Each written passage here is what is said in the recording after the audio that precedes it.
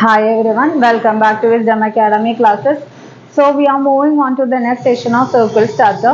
അപ്പോൾ സർക്കിൾ സ്റ്റാർട്ടറിൽ നമ്മൾ കുറച്ച് വീഡിയോസ് ചെയ്തിട്ടുണ്ട്. ആരെങ്കിലും ആ ക്ലാസ്സസ് കണ്ടിട്ടില്ല എന്നുണ്ടെങ്കിൽ നമ്മൾ ഡിസ്ക്രിപ്ഷൻ ബോക്സിൽ ലിങ്ക് പ്രൊവൈഡ് ചെയ്യാം, നിങ്ങൾക്ക് അത് പോയി കാണാവുന്നതാണ് കേട്ടോ. അപ്പോൾ സർക്കിൾ സ്റ്റാർട്ടറിൽ തിയറംസ് ആയാലും എക്സാമ്പിൾ ക്വസ്റ്റ്യൻസ് ആയാലും വളരെയധികം ഇമ്പോർട്ടൻ്റ് ആയിട്ടുള്ള ക്വസ്റ്റ്യൻസ് ആണ് അവിടെയൊക്കെ വരുന്നത്. അതേമാതിരി തന്നെ എക്സസൈസിലായാലും ക്വസ്റ്റ്യൻസ് പഠിച്ചതിന് ശേഷം മാത്രം നിങ്ങൾ EQs വർക്കൗട്ട് ചെയ്യുക കേട്ടോ. അപ്പം നിങ്ങൾ ക്വസ്റ്റ്യൻ ബാങ്ക് അല്ലെങ്കിൽ പ്രീവിയസ് ഇയർ ക്വസ്റ്റ്യൻ നോക്കുമ്പോൾ തന്നെ ഈ ടെക്സ്റ്റ് ബുക്കിലത്തെ ക്വസ്റ്റ്യൻസ് തന്നെ ഒന്ന് രണ്ടെണ്ണെങ്കിലും നിങ്ങൾക്ക് അവിടെ കാണാനായിട്ട് പറ്റും. അപ്പം അത്രയും ഇമ്പോർട്ടൻ്റ് ആയിട്ടുള്ള ക്വസ്റ്റ്യൻസ് ആണ് NCERT ടെക്സ്റ്റിൽ തന്നെ ഇൻക്ലൂഡ് ചെയ്തിട്ടുള്ളത്. അപ്പം നിങ്ങൾ അത് എന്തായാലും ആദ്യം പഠിക്കുക, അതിന് ശേഷം മാത്രം വേറെ ക്വസ്റ്റ്യൻസ് റെഫർ ചെയ്യുക.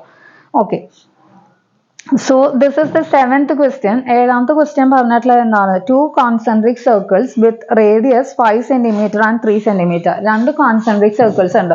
Concentric circles in the sense that the 2 circles will be having a common center. രണ്ടിനും എന്താണ്? ഒരു common center ആയിരിക്കും ഉണ്ടായിരിക്കുക. So I have drawn 2 circles. രണ്ട് circles വരച്ചിട്ടുണ്ട്. ഒരെണ്ണം വലുതായിരിക്കും, ഒരെണ്ണം ചെറുതായിരിക്കും, because the radius are different. Radius എന്താണ്? ഒരെണ്ണം 5 cm ഒരെണ്ണം 3 cm ആണ്. So I have drawn a bigger circle and a smaller circle with common center O, and they have given that the radius are 3 cm and 5 cm. അപ്പോൾ ചെറിയ സർക്കിളിൻ്റെ radius 3 cm വലിയ സർക്കിളിൻ്റെ radius 5 cm ആയിട്ട് represent ചെയ്തു. Okay, they have told that find the length of the chord of the larger circle which touches the smaller circle. അതായത് വലിയ സർക്കിളിൻ്റെ chord length കണ്ടുപിടിക്കണം. Also there is a condition that the chord must touch the smaller circle. അതായത് ഈ വലിയ സർക്കിളിൻ്റെ chord ചെറിയ സർക്കിളിന് എന്ത് ചെയ്യണം? ടച്ച് ചെയ്യണം എന്നും പറഞ്ഞിട്ടുണ്ട്. അപ്പോൾ ഇങ്ങനെയാണ് അതിൻ്റെ ഫിഗർ വരിക. ഈ ഒരു ക്വസ്റ്റ്യനും ഇമ്പോർട്ടൻറ്റ് ക്വസ്റ്റ്യൻ ആണ്, ഇതും ചോദിച്ചിട്ടുണ്ട് കേട്ടോ. So we have to find the length AB. Length എന്താ? AB ആണ് ഇവിടെ കണ്ടുപിടിക്കാനുള്ളത്. ഫിഗർ തന്നിട്ടുണ്ടാവില്ല. ഫിഗർ നിങ്ങൾ ഈ ഒരു ക്വസ്റ്റ്യൻ വായിച്ച് മനസ്സിലാക്കിയതിന് ശേഷം നിങ്ങൾ ഫിഗർ വരയ്ക്കണം. Okay, we know that angle OPA is equal to 90 degree അല്ലേ? ആംഗിൾ OPA എന്താണ്? 90 ഡിഗ്രി ആണെന്ന് അറിയാം, because tangent is perpendicular to radius. Tangent is perpendicular to radius at point of contact. അത് കൂട്ടിമുട്ടുന്ന സ്ഥലത്ത് എപ്പോഴും 90 ഡിഗ്രി ആംഗിൾ ആണ് ഉണ്ടാക്കുക. സോ ആംഗിൾ OPA നമുക്ക് എന്താണ് കിട്ടി? 90 ഡിഗ്രി ആണ് കിട്ടി. So we can apply Pythagoras theorem. Pythagoras theorem apply ചെയ്തുകൂടെ? എഴുതാം. So in triangle OPA we can write as OA square is equal to OP square plus AP square, because ഇതാണ് ഇവിടുത്തെ hypotenuse ആയിട്ട് വരുന്നുണ്ടാവുക. That means 5 square minus 3 square is equal to AP square, or 25 minus 9 is equal to AP square, or 16 is equal to AP square, or 4 is equal to എന്താണ്? AP. 4 എന്താണ് വന്നു? AP ആയി. APയുടെ length 4 cm ആണെന്ന് കിട്ടി. Okay, no നമ്മളുടെ അടുത്ത് പറഞ്ഞിട്ടുള്ളത് AB calculate ചെയ്യാനാണ് അല്ലേ? നമുക്ക് ഇവിടെ കിട്ടിയത് എന്താണ്? AP ആണ്. സോ ABയും APയും എങ്ങനെയാണ് related?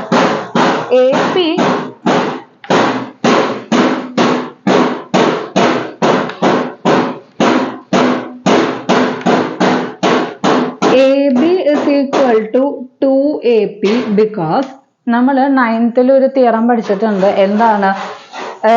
perpendicular from the center of the circle bisects the chord. അത് നമ്മൾ തിയറം ആയിട്ട് പഠിച്ചിട്ടുണ്ട് കേട്ടോ.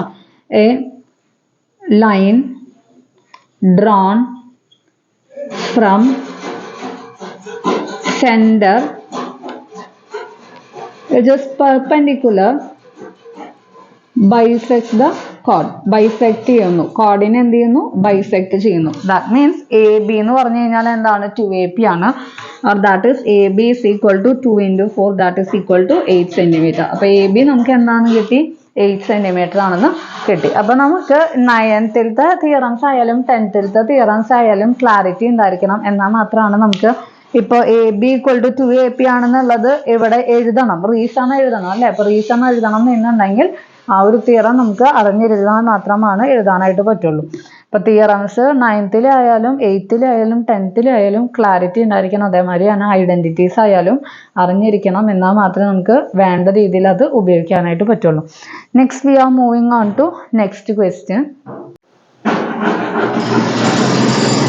So this is our next question. ഇത് 8ാമത്തെ ക്വസ്റ്റ്യൻ ആണ്. ഇത് വളരെയധികം ഇമ്പോർട്ടൻ്റ് ആയിട്ടുള്ള ഒരു ക്വസ്റ്റ്യൻ ആണ്.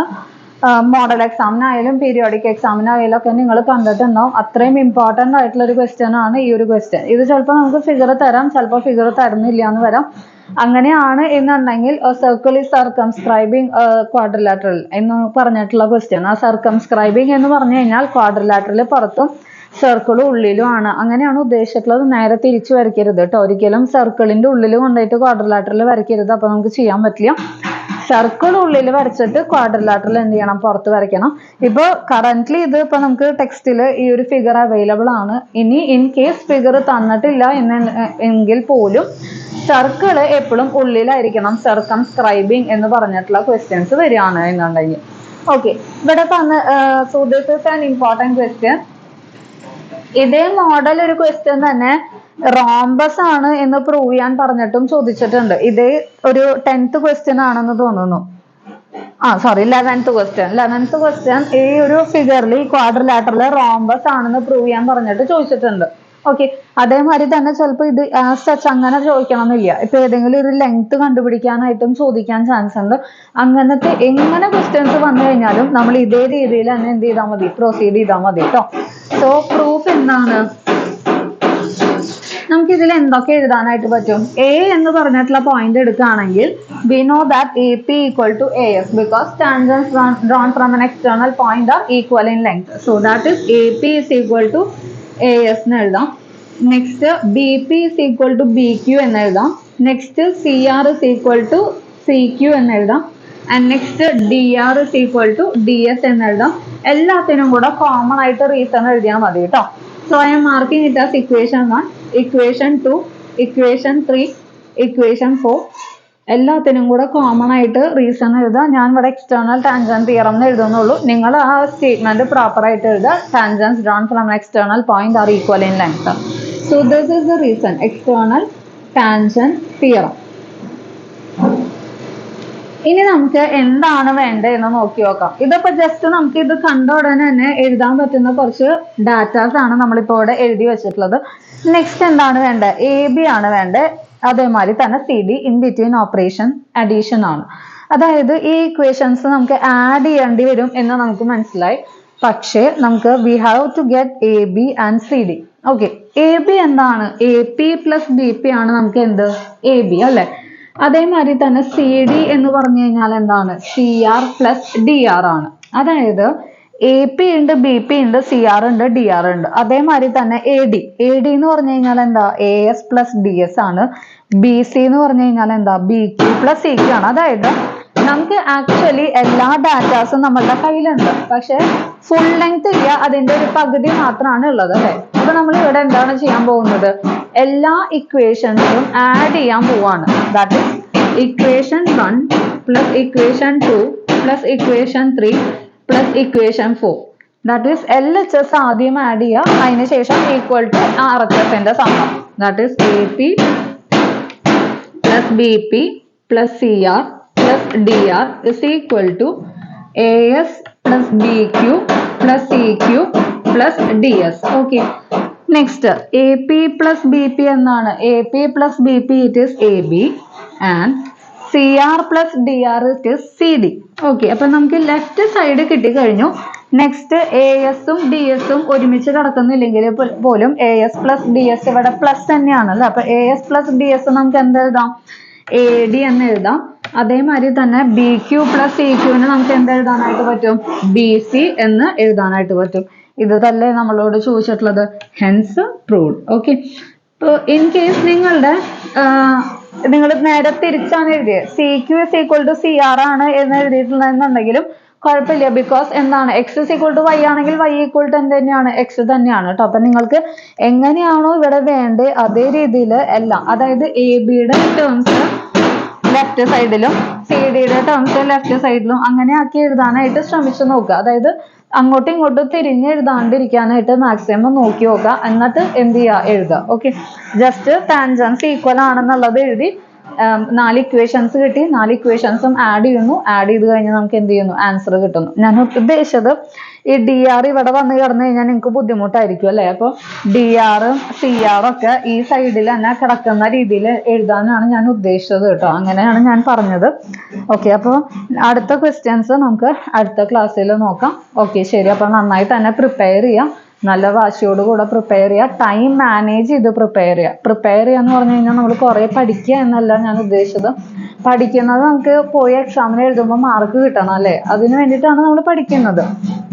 അപ്പോൾ അതായത് ടൈം മാനേജ് ചെയ്ത് എഴുതാൻ പഠിക്കാം. മാത്സിനൊക്കെ പ്രത്യേകിച്ച് സമയം കിട്ടാൻ ഭയങ്കര ബുദ്ധിമുട്ടായിരിക്കും. അത് ടൈം കിട്ടാത്ത എന്തുകൊണ്ടാണെന്ന് വെച്ച് കഴിഞ്ഞാൽ നമ്മളൊരു ക്വസ്റ്റ്യൻ കിട്ടാണ്ടാവുമ്പോൾ നമ്മൾ അതിൽ കുറേ നേരം ഇരിക്കുന്നത് കാരണമാണ് നമുക്ക് സമയം കിട്ടാണ്ടാവുന്നത്. അപ്പോൾ ഒരു ക്വസ്റ്റ്യൻ നമുക്ക് കിട്ടിയില്ല എന്ന് വെച്ച് കഴിഞ്ഞാൽ നിങ്ങളത് പേടിക്കണ്ട. നിങ്ങൾ ജസ്റ്റ് അതൊന്ന് വട്ടിട്ട് വെച്ചിട്ട് നിങ്ങൾക്ക് കിട്ടുന്ന ക്വസ്റ്റ്യൻസ് അറ്റൻഡ് ചെയ്യാം. ഇതല്ല എന്നുണ്ടെങ്കിൽ എന്താണ്, നമുക്ക് കിട്ടാത്ത ക്വസ്റ്റ്യനിൽ കുറേ നേരം ഇരിക്കുകയും ചെയ്യും, കിട്ടുന്ന ക്വസ്റ്റ്യൻ അറ്റൻഡ് ചെയ്യാൻ സമയം കിട്ടില്ല. അപ്പം അങ്ങനെ നിങ്ങൾ ഒരിക്കലും ചെയ്യരുത്. പിന്നെ വീട്ടിലിരുന്ന് പഠിക്കുകയാണെങ്കിൽ പോലും ഇത്ര സമയത്തിനുള്ളിൽ ഇത്ര ക്വസ്റ്റ്യൻസ് ചെയ്ത് കംപ്ലീറ്റ് ചെയ്യാൻ എപ്പോഴും ശ്രമിക്കുക. അങ്ങനെ ടൈം മാനേജ് ചെയ്ത് വീട്ടിൽ തന്നെ പ്രാക്ടീസ് ചെയ്ത് കഴിഞ്ഞാൽ നിങ്ങൾക്ക് എക്സാമിന് പോയി കഴിഞ്ഞാലും നിങ്ങൾക്ക് ഒരു പേടിയും വേണ്ട. നിങ്ങൾക്ക് ആ ഒരു സമയത്തിനുള്ളിൽ തന്നെ എല്ലാ ക്വസ്റ്റ്യൻസും അറ്റൻഡ് ചെയ്യാനായിട്ടുള്ള സമയം കിട്ടും കേട്ടോ. അപ്പം നന്നായി പഠിക്കുക. അപ്പോൾ അടുത്ത ക്ലാസ്സിൽ കാണാം. Okay, bye, thank U.